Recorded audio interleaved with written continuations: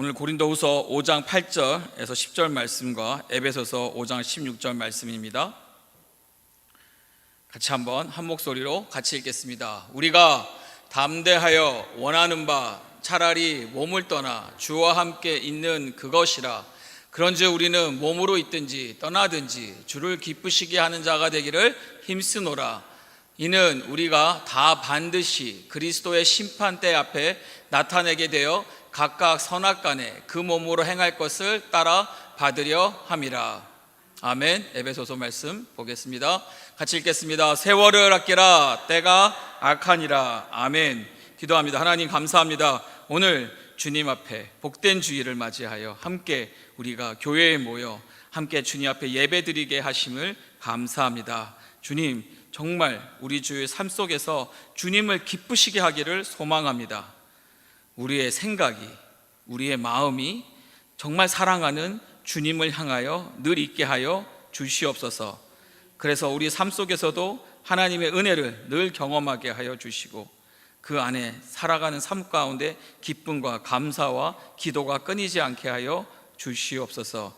특별히 오늘도 말씀 보며 하나님의 주신 은혜를 같이 공유하며 은혜의 삶을 살기를 원합니다. 결단하기 원합니다. 한 걸음 앞으로 나아가기 원합니다. 여호수아처럼 앞으로 나아가기 원합니다. 주께서 힘을 더하여 주시고 능력을 더하여 주시고 그 삶이 복된 삶이 되게 하여 주시옵소서. 부족한 종을 주장하여 주시고 사람의 말로 듣지 아니하며 주님이 주시는 말씀, 선포되어지는 말씀, 그 가르침 가운데에 은혜를 깨닫게 하여 주시옵소서. 사랑합니다. 주님, 감사하며 예수 그리스도의 이름으로 기도드립니다. 아멘. 오늘 말씀은 제목을 이렇게 지어봤습니다. 남은 인생 주님을 위한 전심. 남은 인생 주님을 향한 우리의 온 마음이 될 수 있기를. 그러면서 우리 주어진 이 남은 인생이 무엇인가? 영원히 준비하는 시간이라는 것입니다. 영원을 준비하는 시간이라는 것이죠. 여러분, 모래시계 아시죠? 모래시계를 뒤집어 놓으면 그때부터 계속 모래알은 떨어지고 있습니다. 우리도 알다시피 우리의 인생도 이 땅에 온 순간부터 모래알은 떨어지고 있습니다. 근데 각자의 모래의 양은 다르다라는 것이죠. 그래서 올 때는 순서대로 오지만 갈 때는 순서가 없는 것입니다. 그랬을 때 대부분의 사람들은 어떻게 살아갑니까? 그냥 살아갑니다. 하지만 믿는 자들은요, 어떻게 살아야 될까요? 오늘은 내 인생에, 내 남은 인생의 첫날이다 라고 생각하고 살아가야 된다는 것이죠. 제가 한 말은 아닙니다. 어느 시인이 쓴 책에서 본 내용입니다. 오늘 이 날은, 투데이, 이 날은 내 남은 인생의 무엇이라고요? 첫날이다. 저는 이 문구를 봤을 때 너무나 크게 와닿았습니다. 여러분, 오늘 여러분이 여러분들의 남은 인생의 첫날인 줄 믿으십니까? 내일은요? 내일은 내일. 여러분, 남은 인생의 첫날이라는 것이죠. 무엇입니까? 하루하루가 귀하다라는 겁니다. 여러분, 하루 눈을 떴을 때, 오늘 저가 눈을 떴을 때 하나님께 감사하면서 일어났습니다. 일어나서 하나님, 오늘은 특별히 복된 주일입니다. 오늘 주님 앞에 예배드리는 이 귀한 날 하나님 또 함께하여 주시고 은혜를 주시고 기쁘게 하시고 숨쉬게 하여 주시고 예배드리게 하여 주시옵소서. 여러분, 다 그런 기도 드리셨죠? 그랬을 때 우리가 이 하루하루를 귀하게 여겨야 된다는 것입니다. 그런데 특별히 오늘 고린도후서 5장 9절의 말씀을 보면 사도 바울은 이렇게 권면하고 있습니다. 그런즉 우리는 몸으로 있든지 아니면 떠나든지 어떻게 하라고요? 주를 기쁘시게 하는 자가 되기를 어떻게 하라고? 여러분, 힘써라. 여러분, 힘쓰십니까? 오늘 우리 일부 예배 때 우리 일부 예배 참석하시는 강유영 집사님 내일이면 96세가 되신다고 합니다. 그래서 같이 우리 생일을 축하하고, 제가 오늘 또 특별히 또 강 집사님 옆에 앉아서 집사님과 참 처음으로 이렇게 오랜 대화를 한 것 같아요. 이런저런 대화를 나눴습니다. 그러면서 여쭤봤습니다. 고향이 어디신가요? 했더니 평안남도라고 하십니다. 그때 6.25 사변 때 8남매 중에서 유일하게 혼자 피난을 내려오셨고 그 내려오는 과정 가운데 여러 번 죽을 뻔했다고 합니다. 그리고 서울에서 정착을 하고 살다가 52세에 그 늦은 나이에 주님을 만나셨습니다. 그리고 돌아보니 자신이 피난하며 겪었던 모든 죽을 고비들이 다 하나님이 지키시고 보호하셨고 당신을 여기까지 이끄셨던 하나님의 은혜라는 고백을 하시더라고요. 그리고 나서 주님을 만난 다음부터 바로 그날부터 철야를 하셨다고 합니다. 대단하지 않습니까? 그날 은혜를 깊게 받고 그 다음부터 철야를 하고 그 주부터 한 달에 한 번씩 기도원에 올라가고 그렇게 하나님 앞에 부르짖으며 그 과정 가운데 이제 미국으로 이민까지 오셨고 지금은 새벽 5시가 되면 일어나셔서 옷을 다 챙겨 입으시고 그 다음에 버스를 탄다고 합니다. LA로 가는 버스를 타서 그래서 내리면 거기서부터 전도지를 나누고 전도지를 가지고 한 분 한 분에게 전도를 합니다. 그리고 9시가 되면은 다시 그 전도의 일을 마치고 다시 버스를 타고 집에 오셔서 그 다음부터 성경 말씀을 열심히 쓰신다고 하세요. 근데 어느 날 내가 미국에 왔는데 내가 미국에 사는데 영어 공부를 해야지, 그런 감동이 어떻게 영어 공부를 할까 하다가 기도하는데 영어 공부하지 말고 영어 성경 공부해라. 그렇게 하나님 감동을 주셔서 그때부터 영어 필사를, 성경 필사를 하셨다고 합니다. 사진 좀 띄워주시겠어요? 안 보이네요 잘. 그렇게 열심히 영어 성경 필사를 쓰시면서 하루하루를 살아가는데 오늘 예배 끝나고 집사님이 저 손을 잡고 그렇게 말씀하세요. 목사님, 제가 보니까 그래도 내 삶이 주님을 위해 주님을 기쁘시게 하기 위해서 힘쓰는 삶을 사는 것 같습니다 라고 저한테 얘기를 하셨어요. 제가 어떻게 반응했을까요? 맞습니다. 집사님, 제가 이따 간증해도 될까요? 그럼요. 그렇게 지금 살아가시면서 우리가 저의 오늘 드렸던 기도는 뭐였냐면, 집사님을 축복했는데 어떤 축복 기도를 드렸냐면, 하나님, 특별하게 강 집사님을 96세 나이에도 지금도 전도하게 하시고 지금도 영어 성경 말씀을 이렇게 필사를 하시는데 이 믿음이 집사님 때 끊기지 말고 자녀들이, 더 나아가 다음 세대들이, 후손들이 이 믿음을 꼭 계승하게 해달라고 기도를 드렸더니 집사님이 아멘 아멘 하면서 눈물을 흘리시더라고요. 할렐루야. 우리는 하루하루가 어떻게 살아야 될까요? 오늘 말씀은 몸에 있든지 몸에 떠나든지 이 땅에 살든지 아니면 영원한 나라로 들어가든지 우리는 늘 주를 기쁘시게 하는 자가 되기를 힘써야 될 수 믿습니다. 남은 인생 어떻게 해야 된다고요? 주를 위한 전심을 드려야 된다는 것이죠. 어느 독일에 있는 어느 이야기 내용입니다. 어느 추운 겨울밤이었습니다. 시골 마을의 한 농가의 노부부가 벽난로 앞에서 나란히 앉아 조용히 시간을 보내고 있었습니다. 밖에 눈이 소복히 쌓였습니다. 바람은 매섭게 창문을 두들기고 있고 집안은 조용합니다. 얼마나 조용하냐? 심심하기까지 했습니다. 그러더니 할 말이 없으니까 아내가 갑자기 남편에게 이런 말을 합니다. 여보, 이럴 때 요정이라도 하나 나타나서 우리의 소원을 들어준다면 얼마나 좋을까. 그 순간 정말 믿기 힘든 일이 벌어졌습니다. 창문 너머에서 번쩍하는 빛이 비치더니 작은 날개를 단 아름다운 요정이 방 안으로 툭 하고 들어온 겁니다. 그 요정이 말해요. 놀라지 말라고. 오늘 자정까지 몇 가지 여러분? 3가지 소원을 들어줄 테니까 잘 생각하고 말하라는 것이죠. 우리 아까 한국 이야기 비슷하죠. 그때 부부가 너무 놀라고 기쁘고 얼싸안고 방 안을 돌며 춤을 추면서 기쁨을 나눴습니다. 근데 갑자기 문제가 생겼습니다. 무엇을 소원해야 될까? 무엇을 구해야 될까?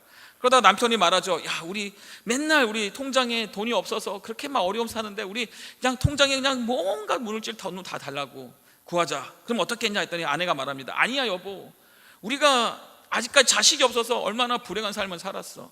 그러니까 자식을 달라고 합시다. 그리고 합시다 했더니 남편이 뭐 자식 무슨 큰 소용이 있어.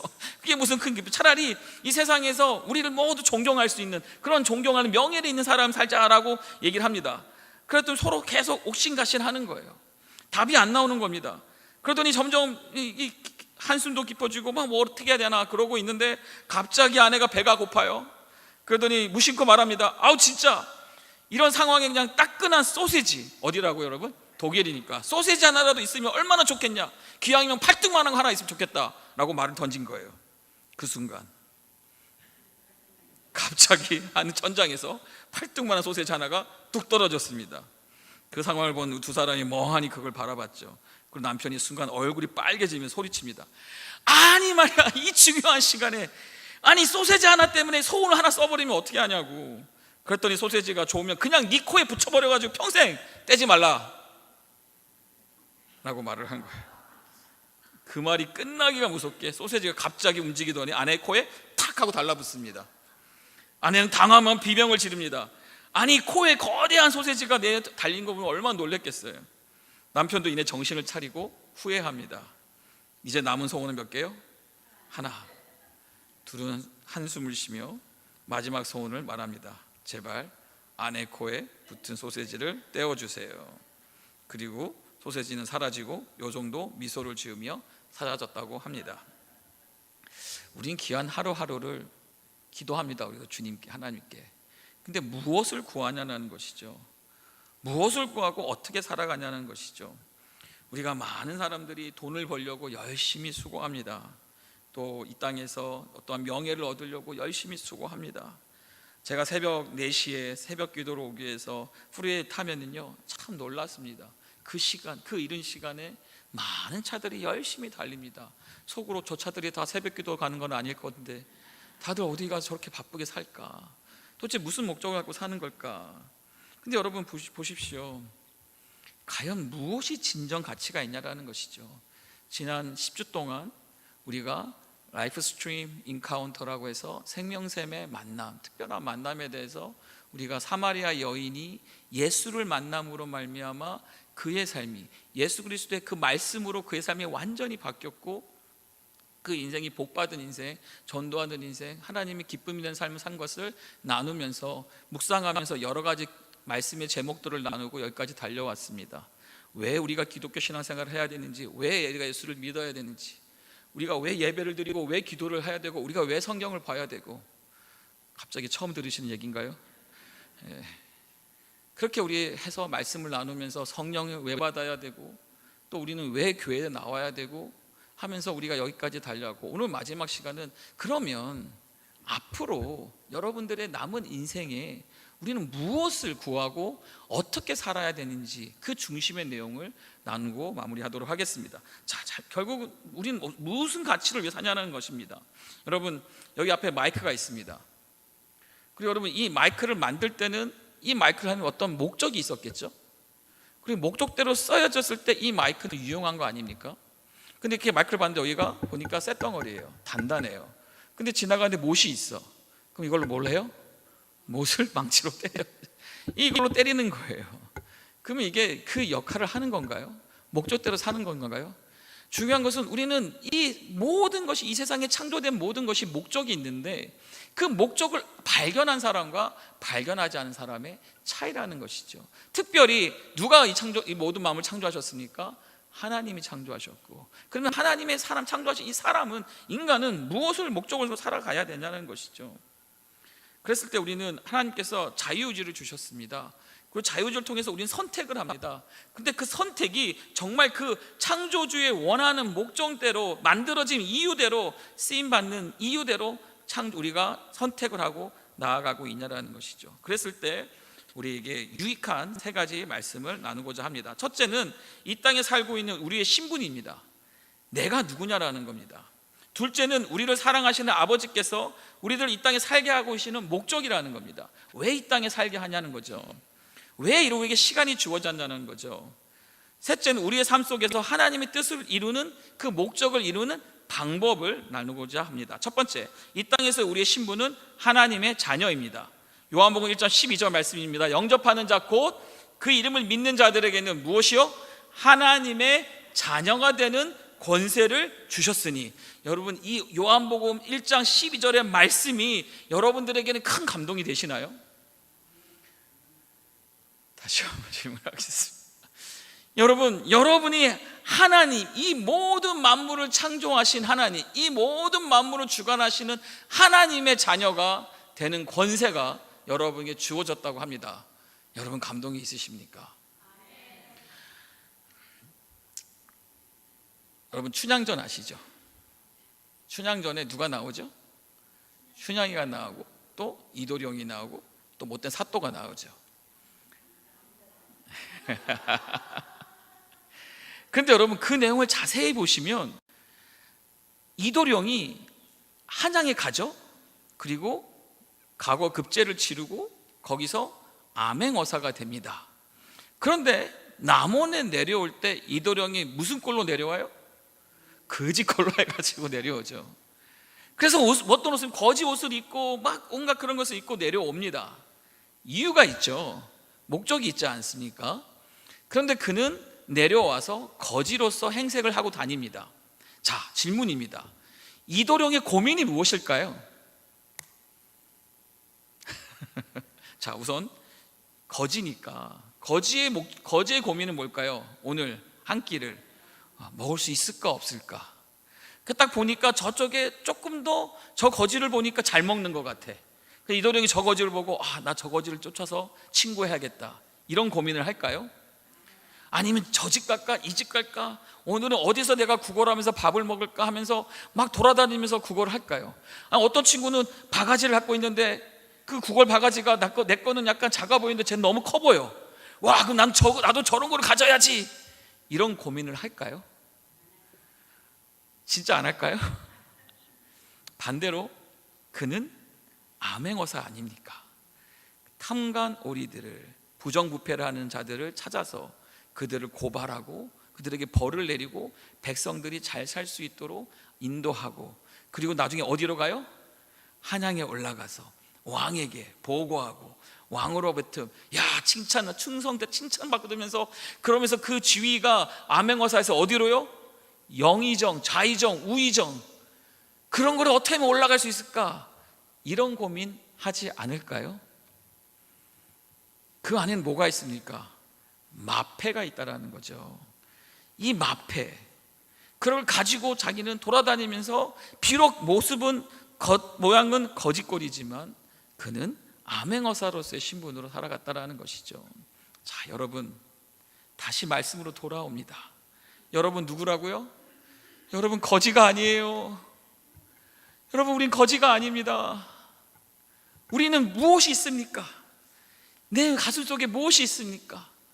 여러분이 누가 여러분 아이디 보여줘요. 그럼 여러분 어떻게 해야 돼요?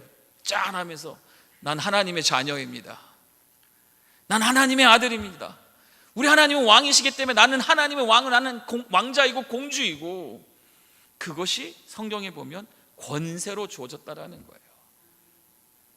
그런데 왜 자꾸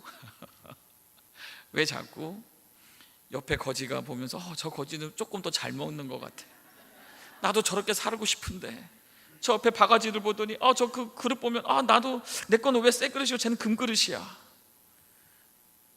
여러분, 우리 안에는 하나님께서 신분을 주셨어요. 자녀가 되는 신분을 주셨어요.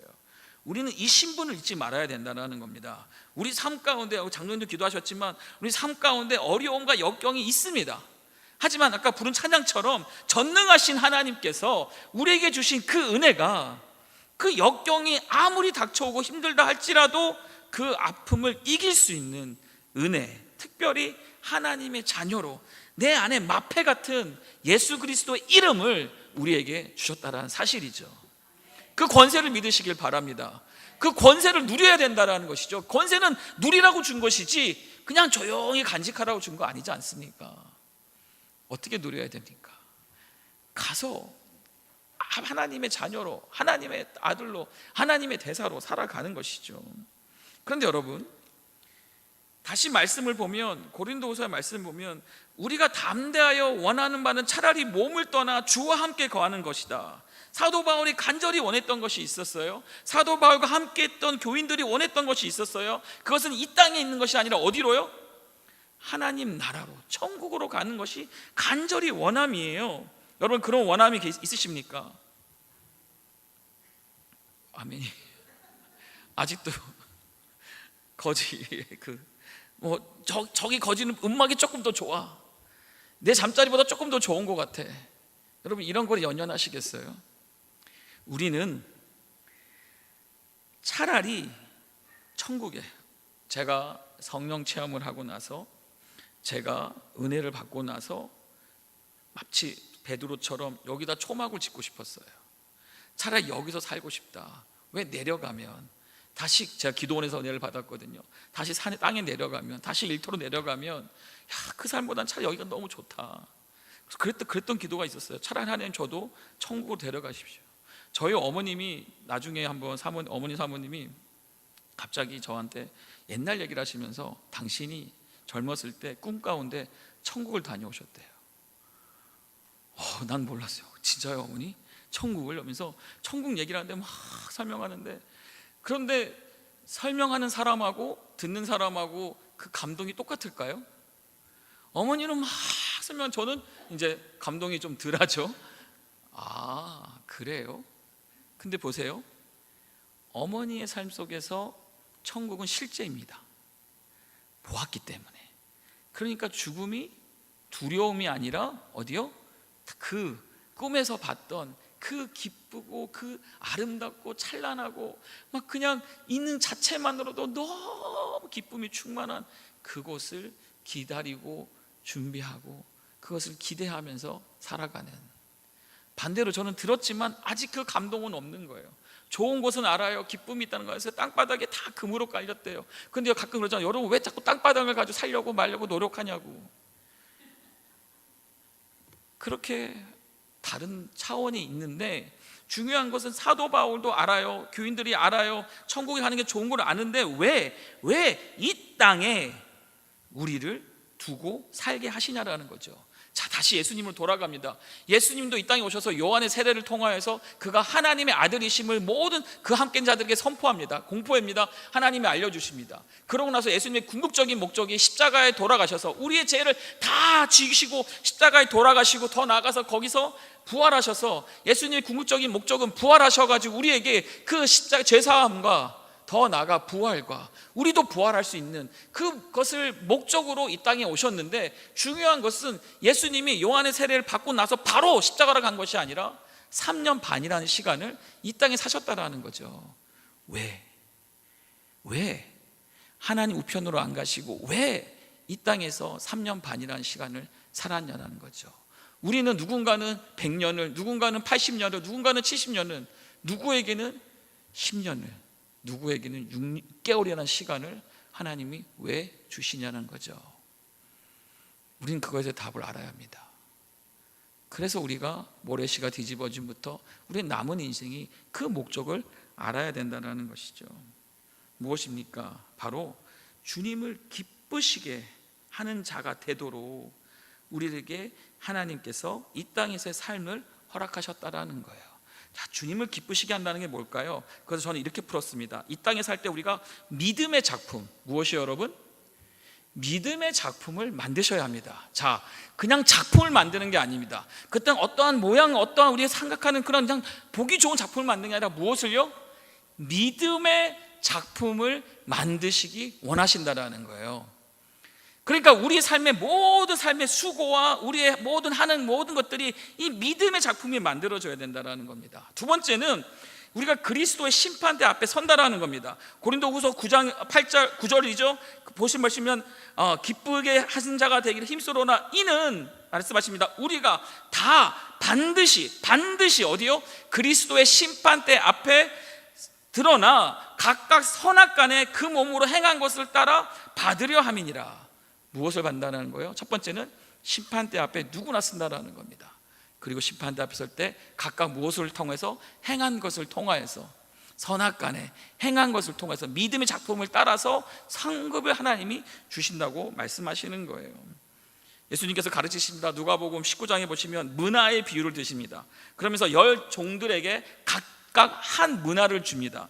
한 문화의 계산을 해보니까요, 약 100드라크마라고 하는데 이것이 100일치의 품삯입니다. 100일치의 일당입니다. 그래서 지금 현재 돈으로 계산해 보니까 2만 불이에요. 그래서 이 주인이 종들에게 2만 불씩 다 10명의 종에게 주고 나서 떠납니다. 그리고 그거 다시 돌아왔을 때 계산합니다. 그랬을 때 한 종이 이 2만 불을 가지고 10배를 남겼습니다. 그러면 얼마죠? 네, 제가 1부 때 실수했습니다. 계산을 잘못해가지고 200만 불이라고 했는데 20만 불입니다. 20만 불을 남긴 거죠. 그랬더니 그 주인이 뭐라고 합니까? 주인이 이제 가서 귀족이 왕의 신분으로 다시 돌아옵니다. 뭐가 됐다고요?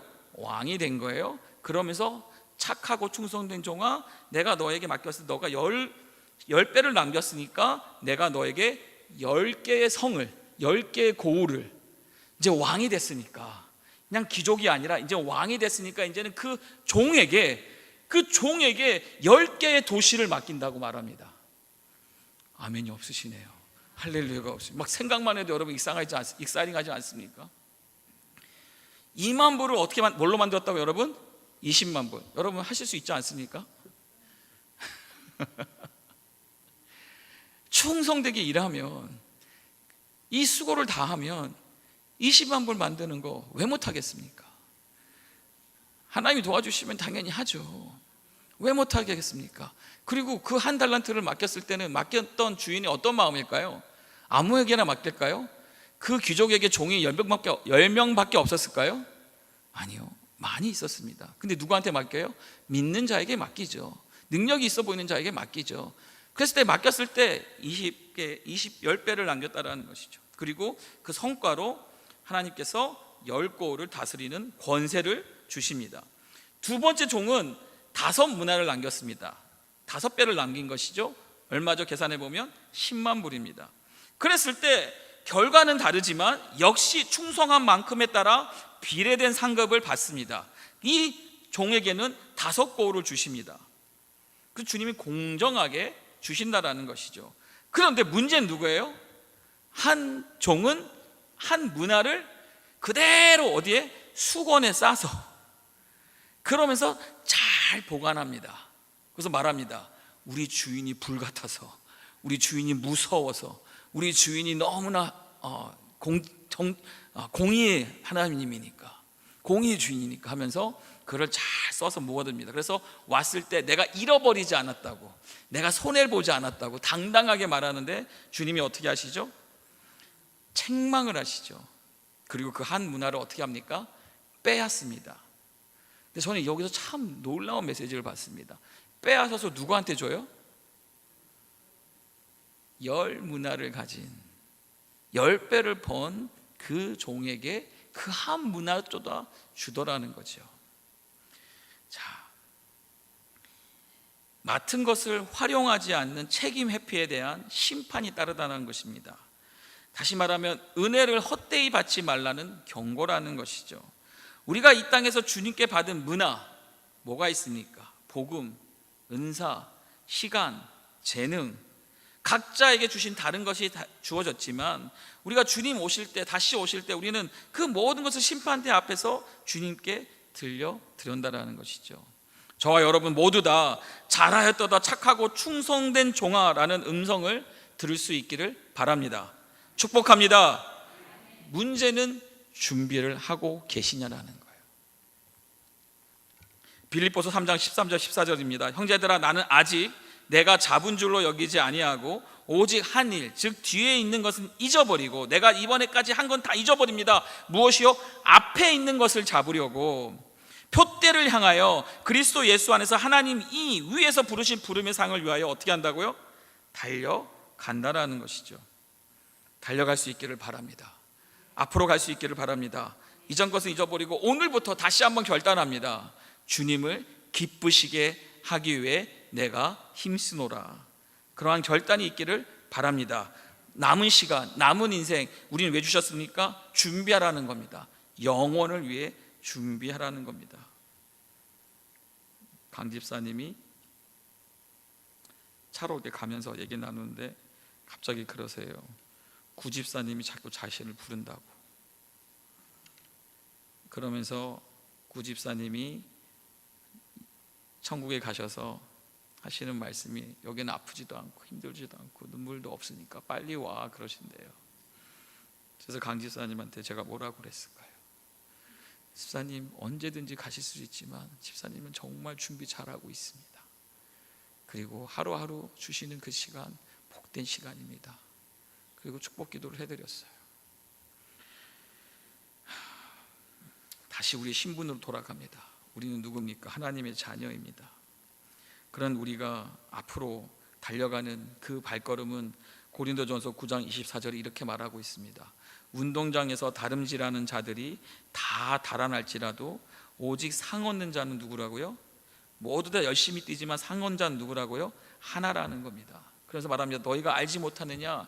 너희도 이 상을 얻도록 이와 같이 뭐하라? 열심히 뛰라라는 겁니다. 여러분, 운동장에서 메달을 따기 위해 열심히 뛰는 자를 생각해 보십시오. 올림픽을 준비한 사람을 생각해 보세요. 선수를 생각해 보세요. 옆에 누가 무슨 옷을 입고 무슨 차를 짓고 무슨 집을 짓고 무슨 일을 하고 관심이 있을까요? 아니요. 그 올림픽을 준비하는 자는 자기가 하고 있는 곳에 최선을 다해서 옆에 보지도 않고 앞으로만 가기 위해서 그 시간을 열심히 뛰는 거죠. 그렇지만 준비하지 않는 자는 옆에도 기웃거리고 저기도 기웃거리고 저기가 더 저 땅이 더 좋은가벼, 저길 더 주식이 더 좋은가벼. 여러분, 그럴 여유가 없습니다. 우리는 이 세상에서도 물론 성공해야 합니다. 그런데 이 세상의 성공 또한 여러분 믿음을 작품을 만드는 데 도움이 되어야만 합니다. 만약 세상 성공이 믿음의 작품을 만드는 데 방해가 된다면 그것도 포기해야 된다는 것이죠. 그러면 마무리합니다. 마지막, 우리가 살아가면서 하나님의 뜻, 즉 믿음의 작품을 만들기 위한 방법은 뭐냐라는 겁니다. 우리가 주님을 기쁘시하게 애써 힘써야 돼요. 그럼 그 방법이 뭐냐라는 것이죠. 그럼 다시 앞에 첫 주부터 했던 내용들을 다시 한번 리뷰합니다. 그러면서 거기서 방법들이 계속 나와요. 무엇입니까? 바로 교회가 키입니다. 이 교회라는 곳이, 이 공동체가 결국은 여러분들로 하여금 믿음의 작품을 만들도록 훈련시키고 준비시키고 함께 동참하고 함께 가는 것이죠. 제가 세상에서 스트러글링 하면서 힘들어하면서 또 대학생활에 또 직장생활에 고생하면서 때로는 질병 때문에 우울증에 고생하면서 살아갈 때 저를 살린 것은 교회였습니다. 제가 다시금 일어날 수 있는 것은 교회였습니다. 사랑하는 우리 지체들이, 집사님들이, 우리 형제들이, 친구들이, 교회 친구들이 저를 위해서 기도해주고 저를 위해서 정말 은혜가 있는 곳이면 저를 끌고 갑니다. 여러분, 강요가 힘들죠.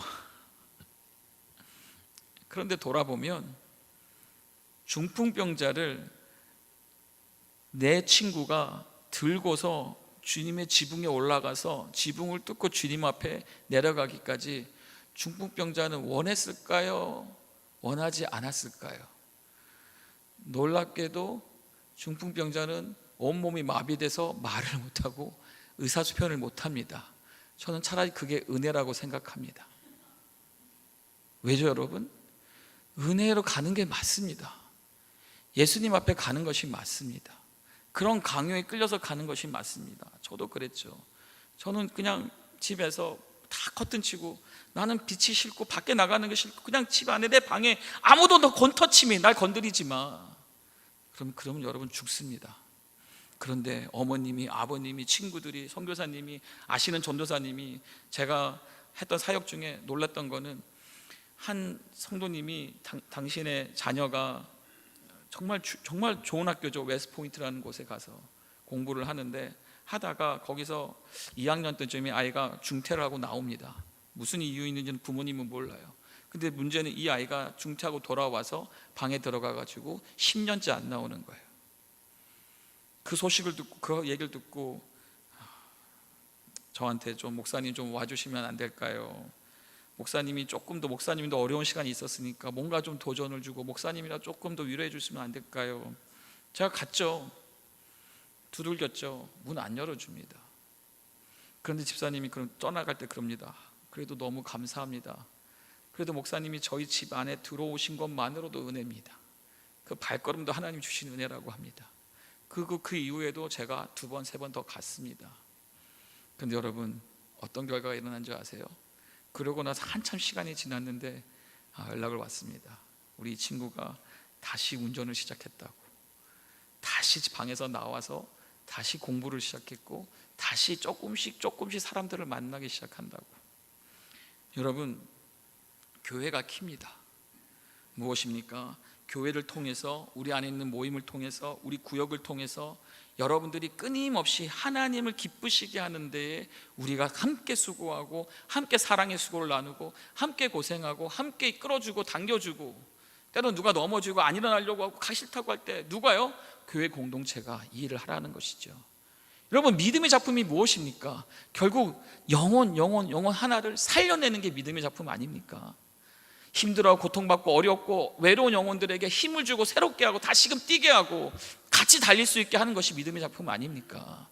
여러분, 믿음의 작품이 무엇입니까? 죽어가고 있는 영혼들이 지금 낭떠러지로 절로 가면 반드시 죽는 걸 아니까 우리가 그곳에 뛰어들어서 저들에게 복음을 알리고, 저 글로 가면 죽어, 그러니까 제발 나랑 같이 가자, 살 길은 이 예수 그리스도 십자가야, 알려주면서 그 병 때문에, 고통 때문에, 환경 때문에, 문제 때문에, 재정 어려움 때문에, 여러 가지 관계의 문제 때문에 힘들어하는 자들에게 믿음의 작품은 무엇인가요?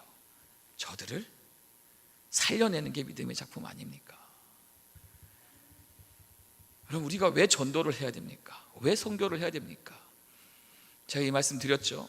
우리가 여기서 많은 섬김과 봉사와 수많은 수고와 우리가 함께 재밌게 또 하나님의 은혜를 나누고 또 여러 가지 살가지만 천국에 가서 우리가 할 수 없는 게 딱 하나 있다고요. 뭐라고요, 여러분? 전도는 우리가 천국 가서 할 수 없습니다. 그러기에 천국과 여기서의 차이점은, 우리가 여기서는 특별히 주님 앞에 심판대 갔을 때 할 수 있는 건 전도라는 겁니다. 내가 누구에게, 내가 어느 자들에게, 내가 몇 명에게 주님 주시는 문화를 가지고, 그 하나님 주신 저에게 맡기신 은사를 가지고, 맡겨주신 모든 시간과 물질을 다 가지고 내가 몇 명에게, 내가 몇 사람에게 충성되게 저들에게 복음을 전하고 하나님께 이끌었냐라는 거죠. 할렐루야. 교회를 통해서 주님이 우리 구역을 통해서 우리의 성경 공부, 또 우리의 예배, 새벽 예배, 또 우리의 주어지는 훈련, 트레이닝들, 세미나들 막 이런 것에 우리가 수고하고 함께 뛰면은 그것이 결국은 믿음의 작품을 만드는 키라는 것이죠. 그런데 여러분, 이것보다 먼저 조건이 하나가 있습니다. 그것은 무엇이냐면요, 여러분, 자동차 바퀴가 네모납니까, 세모납니까, 동그랗습니까? 어려운 질문 드렸나요? 동그랗죠. 그 동그란 모양이 생기니까 그것에 타이어에 바람이 들어가고 그것에 힘을 가해지면 바퀴가 어떻게 됩니까? 돌아가게 되죠. 우리의 모습을 보면 하나님도 모양과 기능을 주시는데, 중요한 것은 먼저 이 모양, 이 형상이 만들어져야 된다는 거예요. 그래서 주님이 말씀하시는 게 뭡니까? 우리로 하여금 예수 그리스도의 형상을 닮아야 된다. 다시 말하면 우리의 모양, 우리가 이 세상에 살면서 우리도 끊임없는 모양이 만들어집니다. 그러다 보니 그 모양 속에서 막 깨지지 못하고 막 가시가 돋고 사람을 고통스럽게 하고 주변 사람들을 힘들게 하고 막, 여러분, 그런 여러분들의 성품 때문에 여러분 기도해 보신 적 없으십니까? 다들 착하셨군요. 제가 잠깐 또 제 소개를 하면, 저는 최 씨입니다. 그리고 혈액형이 A형입니다. 아직 안 됐어요. 아직 안 나왔어요. 반 곱슬입니다. 그리고 하지 말라고 했는데 제가 누가 저한테, 그리고 장남입니다. 자, 이렇게 하면은 신랑감에서 제외된다고 합니다. 제 성격이 그랬어요. 지금은 그래도 하나님이 은혜 주셔서 제가 이렇게 좀 보시면 좀 이렇게 편안해 보이지 않으세요? 제 입으로 말하기가 참 그런데 편안해 보이지 않습니까? 우리 이성준 집사님도 편안해 보이지 않습니까?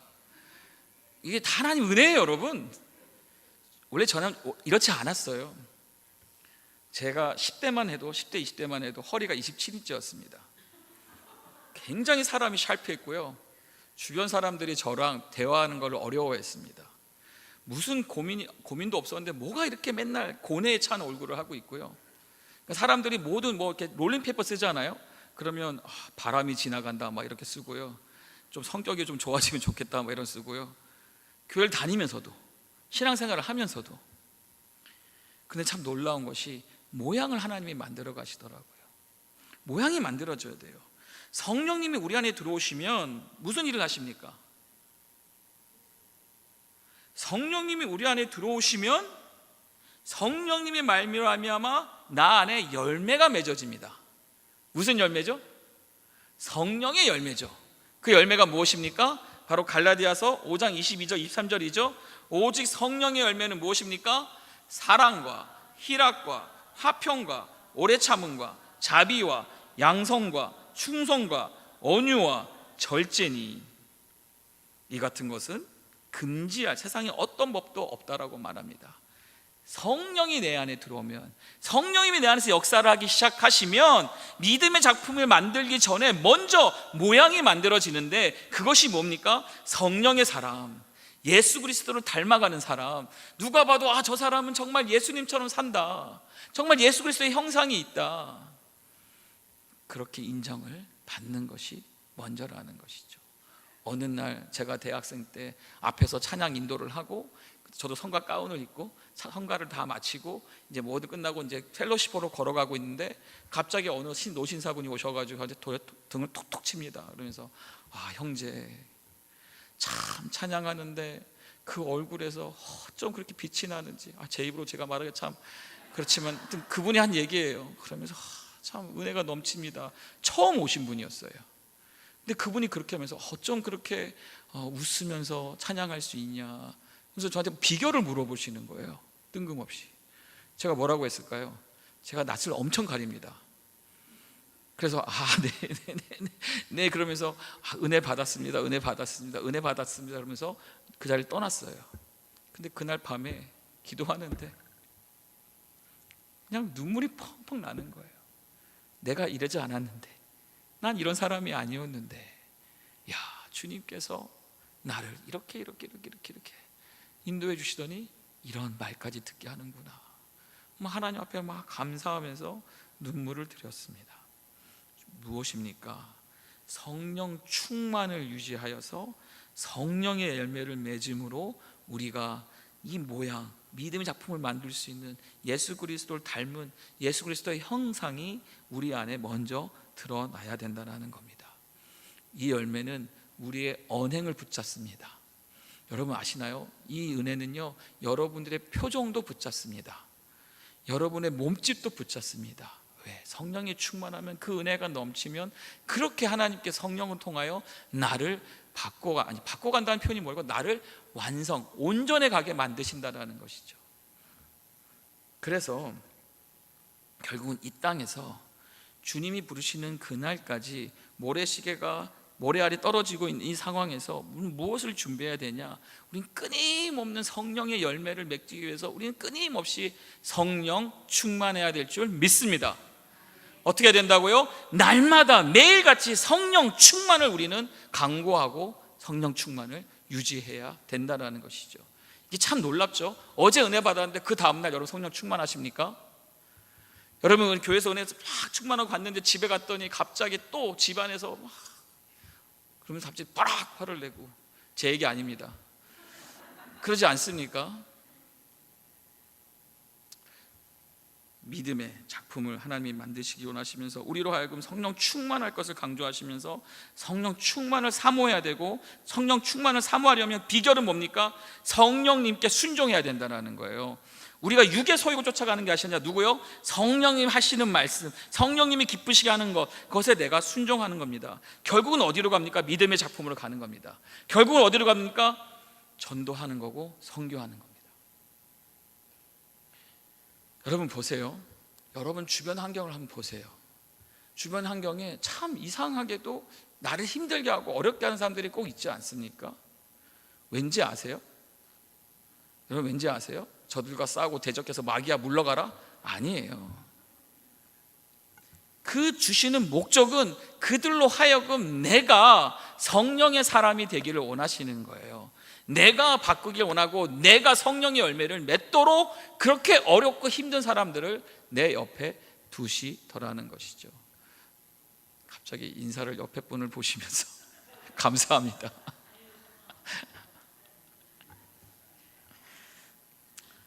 성령의 사람이 되는 거. 근데 여러분 이런 말씀 들으면 부담이 생깁니다. 그런 분들이 계실 거예요. 근데 여러분, 저는 이건 거룩한 부담이라고 합니다. 육의 소욕과 성령의 끊임없는 전투 가운데 여러분, 이 부담은 성령님의 음성입니다. 거룩한 부담입니다. 교회에서 여러분들에게 뭘 하십시오, 뭘 하시면 좋겠습니다. 여러분, 목회자가 여러분들에게 권사님, 집사님, 장로님, 성도님, 우리 형제님 이것 좀 해주시면 좋겠습니다. 여러분 어떻게 반응하십니까? 네, 한번 제가 이번 주 테스트를 한번 돌려보겠습니다. 어떻게 반응하세요? 아멘 해야죠. 여러분, 같이 믿음의 작품을 만들었으면 좋겠습니다. 우리의 리더들, 구역장님이, 권차님이 여러분들에게 이렇게 권면합니다. 근데 제발 부탁드립니다. 기도하겠습니다 하지 마세요. 왜냐하면 저도 평신도 시절에 기도하겠습니다 하고 나서 기도한 적 별로 없습니다. 안 하려고 꼭 그 방향을 그렇게 핑계를 댑니다. 왜냐하면 기도하면 하나님이 하게 하실까요, 안 하게 하실까요? 당연히 하게 하시죠. 알겠습니다, 해보겠습니다, 도와주십시오. 제가 어떻게 할까요? 이것이 교회가 건강하게 함께 한 몸으로 분열되지 않고 한 몸으로 갈 수 있는 비결입니다. 제가 어떻게 섬길까요? 제가 어떻게 도울까요? 목사님 어떻게 하면 좋겠습니까? 그랬을 때 이 믿음의 작품들이 여러분 정말 많은 믿음의 작품 만드시기 바랍니다. 전 여러분들이 이거를 그 무슨 광고 있지 않습니까? 이거 진짜 먹으면 좋은데 이게 말을 못하겠고 막 그런 광고 있지 않습니까? 제가 꼭 그 마음이에요. 이거 진짜 만들면 여러분, 믿음의 작품을 만든 사람은 여러분 알아요. 내년에 선교 가겠습니다. 아멘이 또 없네요.